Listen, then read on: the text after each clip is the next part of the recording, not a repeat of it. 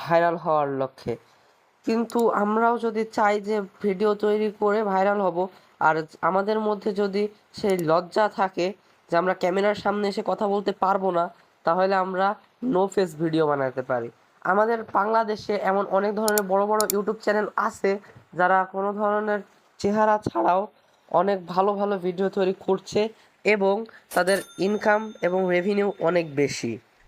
আমরা যদি মায়াজাল ইউটিউব চ্যানেলটা দেখি, তাদের প্রায় 10.5 মিলিয়ন সাবস্ক্রাইবার আছে এবং তাদের প্রত্যেকটা ভিডিওতেই কিন্তু লাখের উপরে ভিউজ।